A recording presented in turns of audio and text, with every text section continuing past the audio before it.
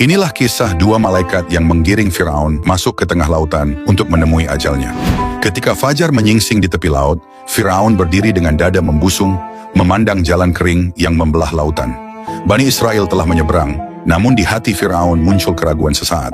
Pada saat itulah atas izin Allah, dua malaikat ditugaskan menggiringnya menuju takdir yang telah ditetapkan. Satu malaikat berjalan di depan untuk menyulut kembali api kesombongan Firaun, sementara yang lain berada di belakang, menutup jalan pulang agar tidak ada yang tersisa di daratan.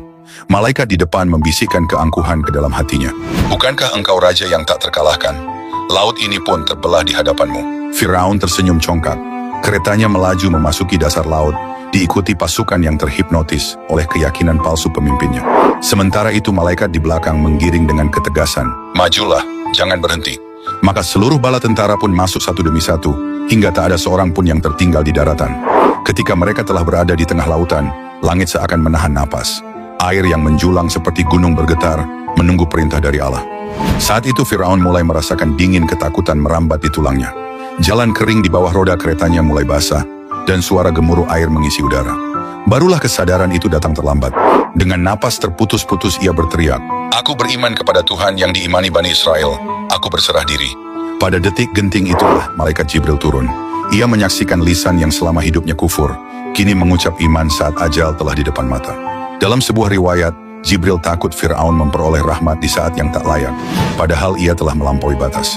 Maka Jibril mengambil tanah dari dasar laut dan menyumpalkannya ke mulut Firaun, bukan karena kezaliman, tetapi sebagai penegasan hukum ilahi jika iman saat sakaratul maut tak lagi diterima. Sekejap kemudian, perintah Allah datang. Laut kembali menyatu. Gelombang raksasa runtuh menelan Firaun, keretanya dan seluruh pengikutnya. Kesombongan yang pernah menggetarkan Mesir lenyap dalam sekejap, dikalahkan oleh satu ketetapan dari Allah Subhanahu wa Ta'ala. Dari kisah ini kita belajar bahwa tobat tidak bernilai jika datang saat semuanya telah terlambat. Firaun mengenal kebenaran, melihat tanda-tanda kekuasaan Allah, namun menundanya hingga ajal menjemput. Maka jangan menunggu saat napas telah sesak dan kesempatan telah tertutup. Bertobatlah sekarang, selagi hati masih bisa tersentuh dan waktu masih Allah pinjamkan, karena rahmatnya luas, tetapi ajal tidak pernah menunggu.